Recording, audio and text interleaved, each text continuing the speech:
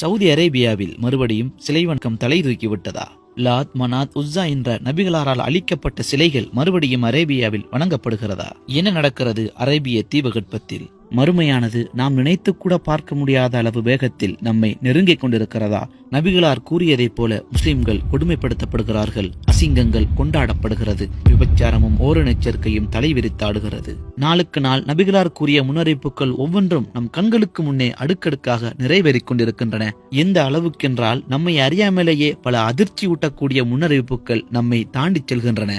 எந்த அளவுக்கு நாம் மறுமையை நெருங்கிவிட்டோம். அதிலும் ஒரு பயங்கரமான முன்னறிவிப்பு சமகாலமாக நடந்தேறிக் கொண்டிருக்கிறது. பிரபல தாயியும் இஸ்லாமிய அறிஞருமான ஷேக் உஸ்மான் அவர்கள் கூறுகின்ற ஒரு விடயம் நமக்கு ஆச்சரியத்தை தருகிறது. மறுமை நாளுக்கான அடையாளங்கள் சில அல் குர்ஆனில் கூறப்பட்டுள்ளது, சில ஹதீஸில் கூறப்பட்டுள்ளது.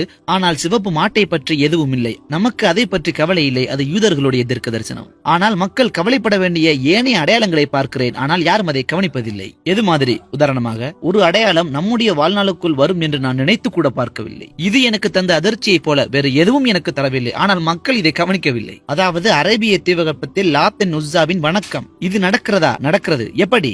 சில மக்கள் லாத் என் உஸ்ஸாவை அரேபிய தீபகற்பத்தில் வணங்குகிறார்கள். மிக குறைவான மக்கள். நான் புகைப்படங்களை பார்த்திருக்கிறேன், அவைகள் ஆன்லைனில் இருக்கின்றன. அரபு நாடுகளில் உள்ள மக்கள் சிலைகளோடு, மியூசியத்தில் உள்ள சிலைகளோடு அல்ல, அவர்களுடைய பர்சனல் சிலைகளோடு வணங்குவதைப் போல போஸ்ட் செய்கிறார்கள். நபிகளார் சொன்னார்கள், மக்கள் மறுபடியும் லாத் என் உஸ்ஸாவை வணங்கும் வரை மறுமை நாள் வராது.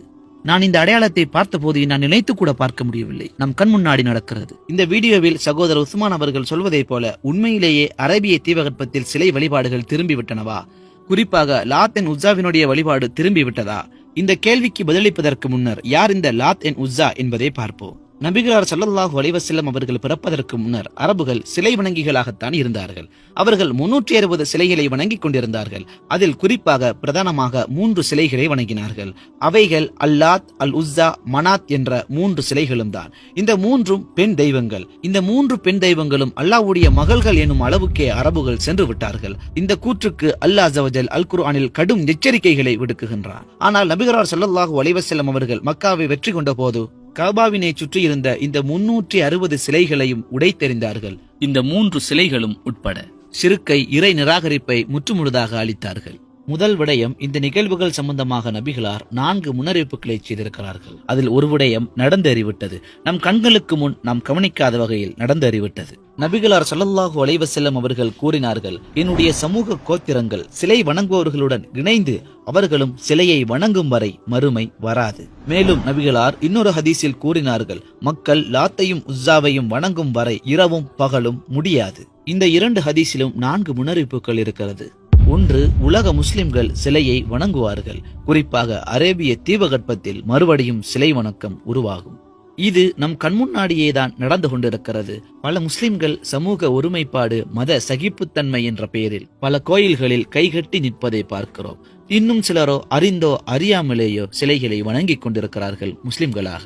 நம்மில் பெரும்பான்மையானவர்கள் இந்துக்களாக இருந்து இஸ்லாத்தை ஏற்றுக்கொண்டதால் இன்னும் கூட தெய்வங்கள், தாய்மார்கள் என்ற ஒரு கோட்பாடு இஸ்லாமிய பாமர மக்களிடத்திலே இருப்பதை நாம் காண்கின்றோம். நபிகளாரின் காலத்திற்கு பிறகு முற்றுமுழுதாக துடைத்தெறியப்பட்ட இந்த சிலை வணக்க கோட்பாடு அரேபியாவில் சமகாலங்களுக்கு முன்னர் கொஞ்சம் கொஞ்சமாக மீண்டு வருவதை நாம் காணலாம். இதற்கு உதாரணமாக பல விடயங்களை குறிப்பிடலாம். அதில் ஒன்று, வேலை தேடி மத்திய கிழக்குக்கு வந்து கொண்டிருக்கும் இந்துக்கள்.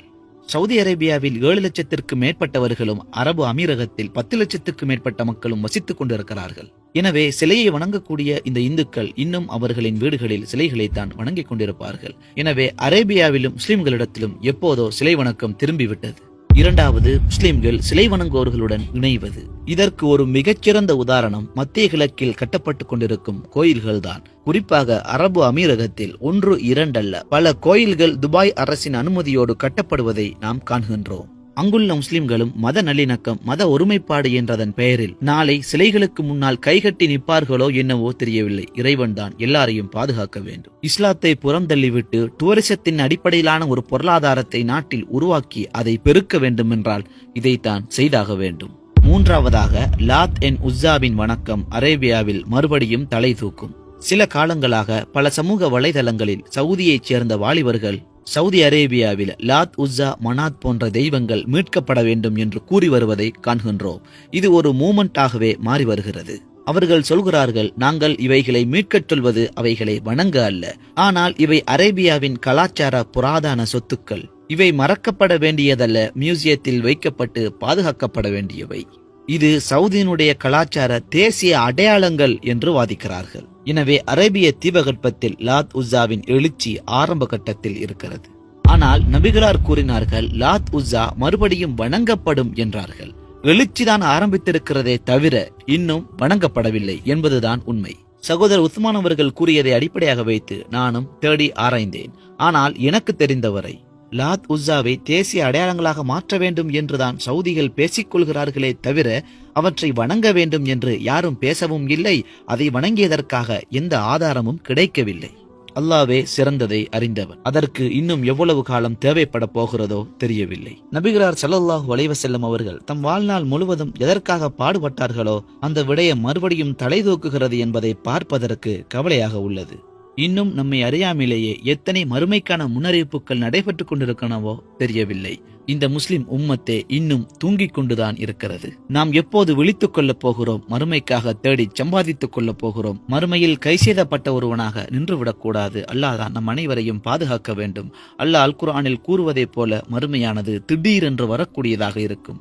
நபிகளார் முன்னறிவிப்பு செய்த ஒவ்வொன்றும் எப்படியும் நடந்தே தீரும். ஆனால் நான் இந்த இடத்தில் மிக முக்கியமான ஒரு விடயத்தை சொல்ல விரும்புகிறேன். நாம் எந்த ஒரு தகவலையும் சோசியல் மீடியாவில் அல்லது இன்டர்நெட்டில் பெற்றுக்கொள்ளும் போது அதனுடைய ஆதாரத்தன்மையை, அதனுடைய உறுதித்தன்மையை உறுதிப்படுத்தாமல் நாம் இன்னொருவருக்கு அப்படியே அதை பகிர்ந்து விடக்கூடாது. ஏனென்றால் இஸ்லாத்தை பலவீனப்படுத்த வேண்டும், இஸ்லாத்தில் பிளவுகளை ஏற்படுத்த வேண்டும், முஸ்லிம்களுக்குள்ளேயே ஒரு சண்டையை உருவாக்க வேண்டும் என்று பல இறை மறுப்பாளர்கள் விரும்பி அதற்காக திட்டம் தீட்டிக் கொண்டிருக்கிறார்கள். எனவே என் சகோதர சகோதரிகளே, எதை இணையதளங்களில் நீங்கள் ஷேர் செய்த போதிலும் அதன் ஆதாரத்தன்மையை ஆராயுங்கள்.